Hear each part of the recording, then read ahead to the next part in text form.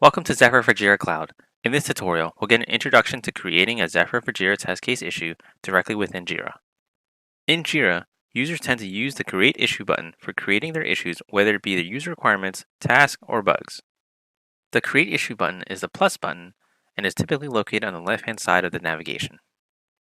Another way of creating a Jira issue quickly is to use the hotkey by pressing the C key on your keyboard. This is to quickly bring up the Create Jira Issue window. So we can start creating our Zephyr for Jira test case issue by using the Create button, which brings us to our Issue Creator screen. Here we can create any type of issue in Jira.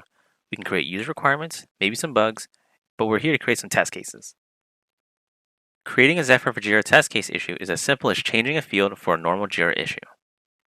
On creating new issues in Jira, we can simply change the issue type to test, and this will update the fields for the issues to match a test case issue.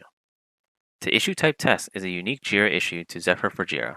The issue type test provides additional fields that assist in distinguishing a test case from other issues.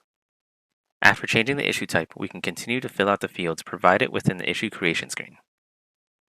For example, let's add a summary and description for the test case issue.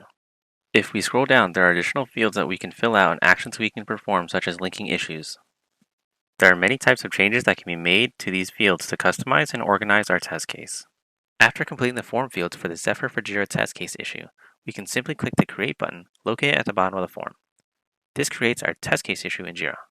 After creating the Zephyr for Jira test case issue, we can navigate to the test case by clicking the pop-up for the issue that was just created. This will take us to the page to view the test case in further detail. In the next tutorial, we'll go over some fields that distinguish a Zephyr for Jira test case. This ends our tutorial for creating Zephyr for Jira test issues. Thanks for watching, and we'll see you in the next tutorial.